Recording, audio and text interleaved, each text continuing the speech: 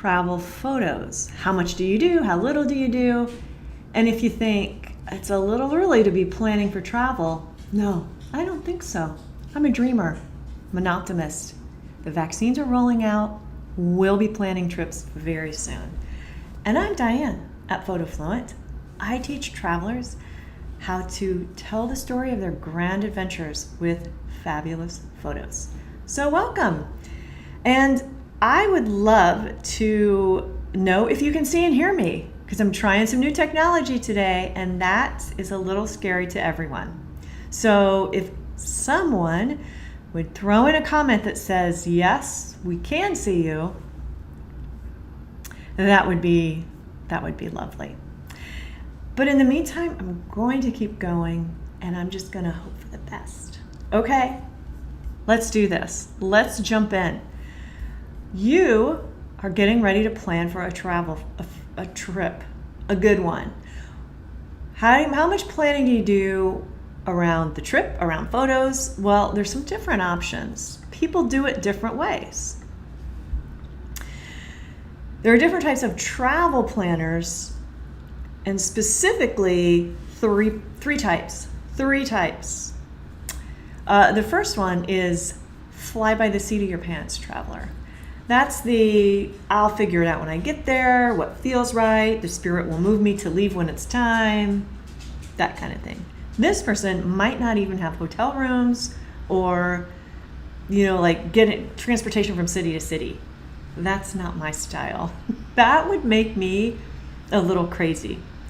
Now, in some ways, I have respect for these people. I admire them, that they're just so free-spirited and courageous that they would go out and do that. Me, no. Loose planning traveler. This is more my style. I have the reservations for a hotel or Airbnb. I have my plane and train and transportation between cities. I know how long I'm going to stay in each city. But what I'm going to do all day when I get there, we'll see. That's when the spirit moves me. I don't always know exactly what I'm going to do minute to minute. That's how I go. Number 3 is the strict, gotta have all the details ironed out traveler.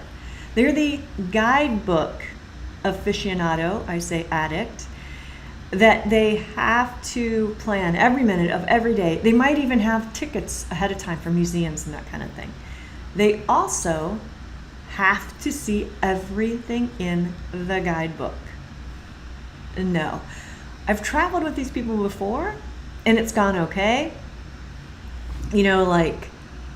For me, it sometimes works out better because I get a little more structure and I probably see more than I would if it were just me. On the other hand, I've traveled with these people where I nearly went out of my mind because they had expectations that we were going all the time and see everything. That's not how I go. Now, there are also 3 approaches to planning your photos when you travel. Let's talk about those. Number 1, it's all about the photos. And I mean all about. These are those photo excursions that you see where everybody is lined up with their tripod, their long lenses at 5 a.m. or earlier to get the sunrise, to get the perfect sunrise shot. They plan their whole schedule around the perfect golden hour, perfect light, which is sunrise, an hour after, and sunset. Am I saying that right? Yes. Sunrise, an hour after sunrise, an hour before sunset. Yes, an hour before sunset. And then the hour after sunset is the golden hour. So you have some perfect lighting. I say perfect with air quotes because I think it's a little subjective, but okay. You plan your whole trip around good lighting and getting the perfect photo. That is what it's all about, the photos. And that means also you might have a lot of equipment and you don't care because it's all about the photo. Number 2, Two. It's all about the experience. What does that mean? Well, that's more how I travel. I don't want to bring a whole lot of equipment. I don't want to plan my whole day around the perfect light. I want to capture my experience. So when I travel, I see details, I see people, I see a lot of things all day. So I want to have my camera on the ready to capture what I see, what I hear, the emotions, the feelings, all of it. Do I also want to make pretty photos? Absolutely. That's not my sole reason for being there.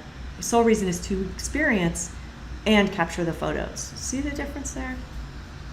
Okay, and then 3, got phone will travel, which I don't care if I even make photos. I'm there for the trip. If I take some photos, great. I'll have my phone ready. I'll get one here and there. And that's all that I need. Well, here's the thing. You don't have to choose just one. I tend to I'm a hybrid. I do a little bit of one, mostly 2. So if I go on a trip, I will probably plan at least a couple of days where I am up at sunrise. And honestly, I don't mind that too much. I think it's kind of fun. The getting up is hard, but once I'm up, you see a whole different part of the city than you do when you're sleeping, let's face it. So we went to Paris, I can't remember, 4 or 5 days, and I planned 3 different sunrise days. So I figured out what iconic structures, what scenes do I want to capture at sunrise, and then which ones do I want to capture at sunset. But I did not do sunrise, sunset in the same day because I also am making photos all day long. So I go out, I do my sunrise photos, and then I bring my equipment back and we go to breakfast. And then I go out and about, I see stuff, I enjoy the city, and I take photos the whole time I'm out. By that time, I'm pretty tired and I don't want to bring out my equipment and do sunset. That's just how I roll. So we go to dinner and have some wine. But the next day, I might not get up so early, and so I'm going to maybe squeeze in a sunset photo or the golden hour around sunset and stretch it out so, I go to dinner a little later that night. But I kind of mix it in. I don't do every single day super structured. And here's the other thing. There are some evenings that I plan to do a photo shoot, and guess what? I'm tired, I'm hungry, I want my wine, so I scrap the photo shoot because I would rather enjoy myself than stress about every photo I take. So here's some examples of that sunrise Paris. This is the Louvre, and we got up, I hauled my tripod, let me rephrase that.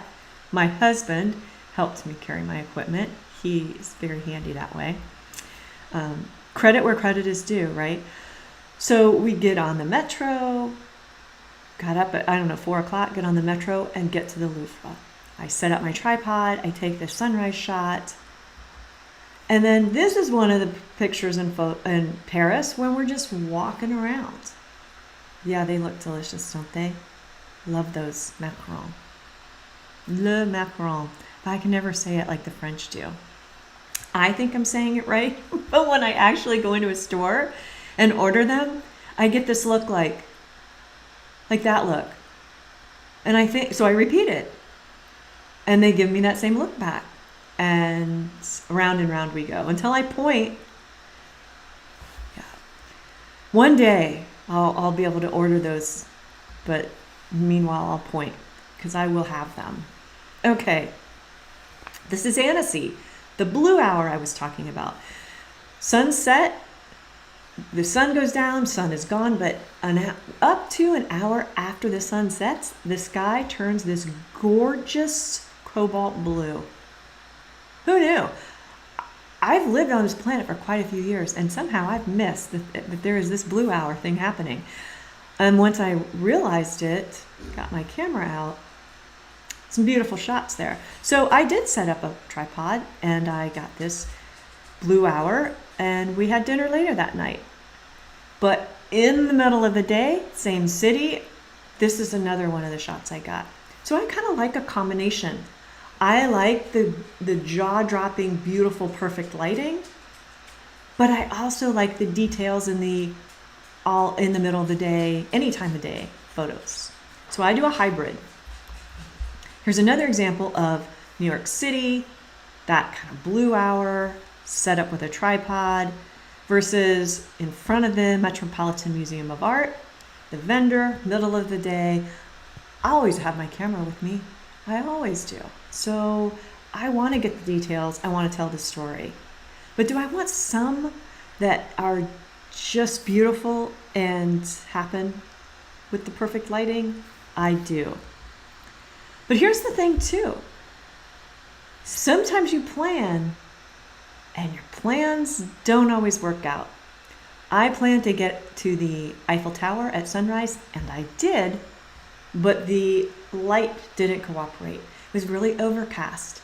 So I got this sunrise, and instead of this striking sunrise with clouds and colors, it was gray. It was just boring and gray. So you know what? You make the best of it and you move on. I guess what I'm saying is figure out what works best for you and give yourself permission to have fun. Because what I see too often from my students, that they are worried or stressed, or they want a formula for the exact pictures to take where and when and what settings to use. I'm telling you now, enjoy the experience. The photos will happen. And if the photos aren't up to your standards, well, you got some practice you could do, but you should also give yourself a little bit of a break. Are you being too hard on yourself? Because there's two things you have to do to like your photos better. Practice and be nicer to yourself. Okay. This was a quick one today. I would love to get your feedback. First of all, what kind of travel planner are you? 1, 2, or 3? We're going to go back super quick. Okay. Are you a fly by the seat of your pants, loose planner, or strict, I've got to have that guidebook and I'm going to check every damn thing off in that guidebook?